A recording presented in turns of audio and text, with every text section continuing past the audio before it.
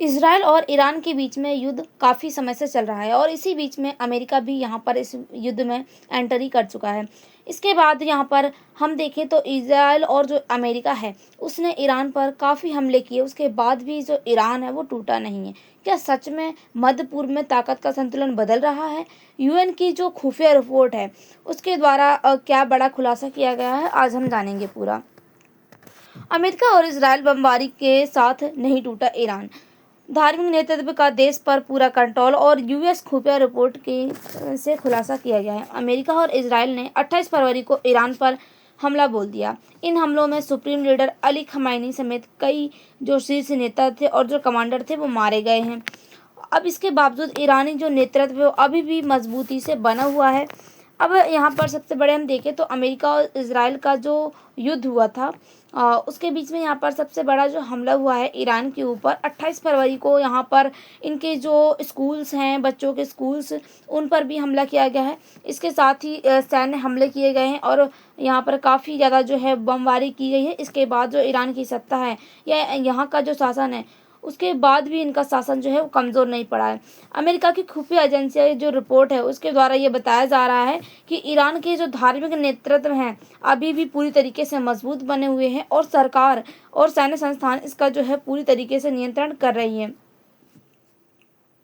जनता में बड़े स्तर पर जो है सत्ता के खिलाफ विरोध स्थिति नहीं बनी हुई है, क्योंकि हम देखें तो यहाँ का जो सुप्रीम लीडर है यानी कि यहाँ के जो ईरान के सुप्रीम लीडर है उनकी अब मृत्यु हो चुकी है हमले के बाद। अब यहाँ पर जो लीडर है वो कोई नहीं है। उसके बाद अब यहाँ पर जो मुस्तफा खमेनी जो है यहाँ पे लीडर बने हैं ईरान में। अब ईरान के जो सुप्रीम लीडर थे अली खमेनी, उनकी मृत्यु हो गई है और इनके नेतृत्व में देश की जो रणनीति है वो पूरी तरीके से व्यवस्था यहाँ की स्थिर बनी रही थी ईरान की। अब यहाँ पर जो न्यू लीडर आए हैं वो यहाँ का शासन कैसे चलाते हैं ये हम आगे देखेंगे। सबसे पहले हम देखते हैं कि जो ईरान की राजनीतिक व्यवस्था है वो कैसी है।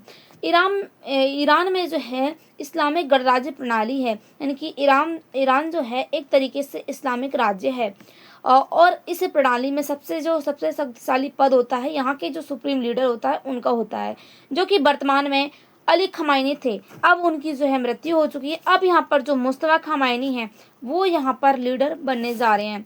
अब उनके अधिकार क्या होते हैं, यानी कि जो सुप्रीम लीडर होते हैं उनका अधिकार क्या होता है? सेना पर नियंत्रण, न्यायपालिका पर प्रभाव और साथ ही विदेश नीति में अंतिम नियंत्रण जो है वो सुप्रीम लीडर का होता है। राष्ट्रीय सुरक्षा नीति तय करना भी ये सबसे बड़ा यहाँ पर इनके जो सुप्रीम लीडर है उनके पास होता है। इसके कारण सत्ता एक मजबूत केंद्रीकृत संरचना में रहती है। अब हमले के बाद ईरान में क्यों नहीं टूटा, यानी कि जो हमले के बाद ईरान है वो क्यों नहीं टूटा? अमेरिका की जो खुफिया एजेंसी है उनकी रिपोर्ट के अनुसार बताया जा रहा है ईरान को मजबूत बने रहने के कई कारण हैं, जैसे कि मजबूत धार्मिक नेतृत्व। ईरान की जो धार्मिक राजनीति है वो काफ़ी जो यानी कि ईरान की जो राजनीति है वो धर्म से जुड़ी हुई है। जनता का बड़ा हिस्सा धार्मिक नेतृत्व का समर्थन देता है और साथ ही संकट के समय लोग यहाँ पर एक दूसरे के साथ खड़े रहते हैं।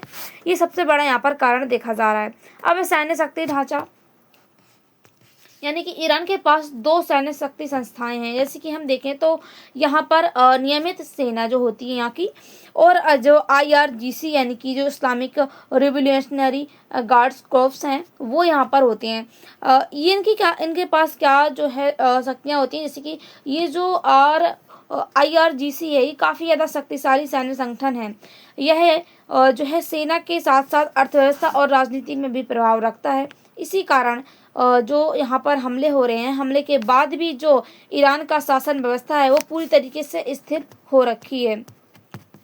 अब यहाँ पर एक सबसे बड़ा कारण ये भी देखा जाता है मजबूत प्रशासनिक तंत्र। ईरान की सरकार के पास मजबूत सुरक्षा एजेंसियां हैं, संगठित प्रशासन है और साथ ही केंद्रीकृत निर्णय प्रणाली है। इससे सरकार जल्द ही नियंत्रण बनाए रखती है। इससे क्या है कि यहाँ की जो सरकार है, यहाँ की जो प्रशासनिक व्यवस्था है वो काफ़ी ज़्यादा मजबूत है। अब राष्ट्रवाद की भावना यहाँ पर देखने को मिल रही है, यानी कि जब बाहरी देश हमला करते हैं तो लोग इसे राष्ट्रीय सम्मान का मुद्दा मानते हैं और इससे सरकार को जनता का समर्थन मिल जाता है। यानी कि अब यहाँ पर जब हमला होता है तो इससे जो है सरकार को जो है जनता का समर्थन मिलता है। अब अमेरिका और इसराइल की क्या रणनीति है? परमाणु कार्यक्रम को रोकना। इजराइल और अमेरिका को डर रहता है कि जो ईरान का परमाणु हथियार है वो ईरान जो है परमाणु हथियार बना रहा है और यह जो इनका हथियार है यह अमेरिका और इजराइल के लिए खतरा साबित हो सकता है। इसीलिए जो है यहाँ पर इनके बीच में विवाद बना रहता है। इसलिए वे ईरान के जो सैन्य ठिकाने उन पर दबाव बनाते रहते हैं और उनके परमाणु कार्यक्रमों को रोकने की प्रयास करते रहते हैं। जैसे कि 2025 में भी न्यूज़ आई थी जिसमें इन्होंने जो है ईरान के जो यहाँ पर जहाँ पर परमाणु हथियार बनाए जाते थे उन ठिकानों को जो है उन पर बमबारी की थी। अब यहाँ पर सबसे बड़ा देखें तो प्रॉक्सी जो समूह थे उनको कमज़ोर करना। ईरान कई संगठनों को समर्थन देता है जैसे कि लेबनान, गाजा, जो यमन है। इजराइल मानता है कि ये संगठन इसके जो इजराइल है इसके लिए इसकी जो सुरक्षा है उसके लिए काफ़ी ज़्यादा खतरा है। तो इसीलिए जो है इजराइल जो है ईरान के जो संबंध है वो काफ़ी ज़्यादा ख़राब है। और अब हम देखें तो यहाँ पर काफ़ी बड़ा युद्ध देखने को मिल रहा है। अभी हम देखें तो 12 दिन हो चुके हैं इस युद्ध को और आगे कुछ भी नहीं कहा जा सकता है कि ये जो युद्ध है वो कितने टाइम तक चलता है। अब मध्य पूर्व की जो रणनीति है उस पर क्या प्रभाव पड़ेगा? यह घटना का असर पूरे मध्य पूर्व पर पड़ सकता है।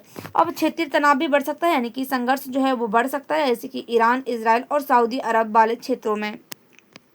अब देखें तो प्रॉक्सी जो युद्ध की संभावना यहाँ पर देखी जा रही है। युद्ध जो है यहाँ पर जो युद्ध है वो सीधा ना होकर दूसरे देशों में संघर्ष से हो रहा है जैसे कि सीरिया, लेबनान और जो यमन वाले क्षेत्र हैं यहाँ पर जो अटैक है वो हो रहे हैं और साथ ही सऊदी अरब वाला क्षेत्र में भी अटैक हो रहे हैं। अब जो वैश्विक अर्थव्यवस्था है उस पर क्या प्रभाव पड़ेगा? जो मध्य पूर्व है उससे तेल का जो उत्पादन है वो अधिक होता है और साथ ही यहाँ से काफ़ी ज़्यादा देशों में जो है तेल का आयात होता है। अब यहाँ पर जो युद्ध हो रखा है मध्य पूर्व में इससे क्या है कि कई देश जो है तेल के संकट से जूझ रहे हैं और इसका असर जो है भारत तक देखने को मिल रहा है।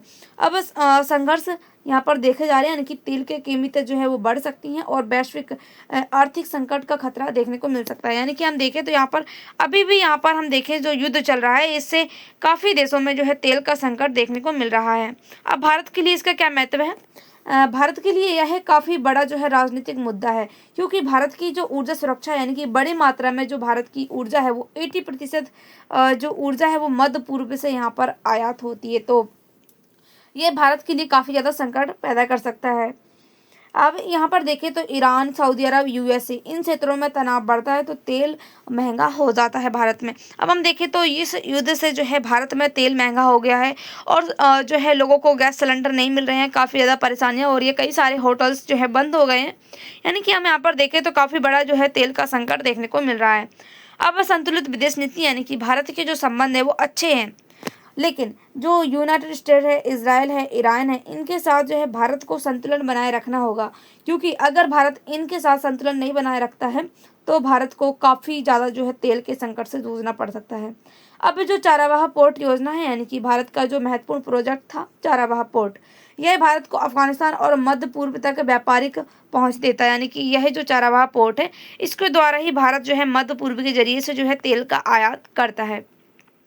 अब अंतर्राष्ट्रीय प्रतिक्रिया क्या है? कई देशों ने इस स्थिति पर चिंता जताई है लेकिन मुख्य चिंता यह है कि जो मध्य पूर्व वाला क्षेत्र है इसमें युद्ध का खतरा काफ़ी ज़्यादा बढ़ता चला जा रहा है। यानी कि हम देखें तो युद्ध जो है यहाँ पर 12 दिन से चल रहा है, अभी तक कोई भी ऐसे संकेत नहीं मिल रहे हैं कि जो युद्ध है वो रुक सकता है। और यहाँ पर यह जो संकेत है वो देखने को मिल रहे हैं कि यह युद्ध और ज़्यादा बढ़ सकता है।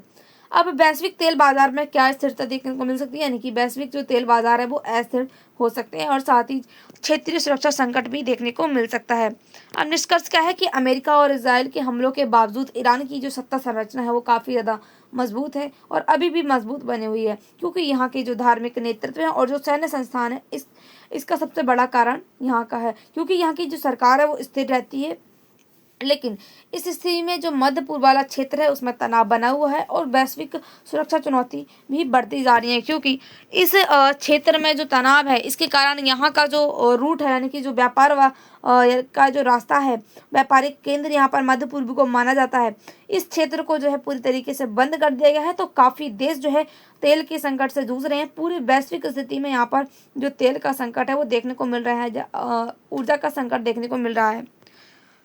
आपको क्या लगता है ये जो युद्ध यहाँ पर हो रहा है क्या यह आने वाले समय में रुकेगा या और आगे बढ़ेगा? आपकी क्या राय है कमेंट बॉक्स में ज़रूर बताइएगा। Thank you. मिलते हैं अगले वीडियो के साथ।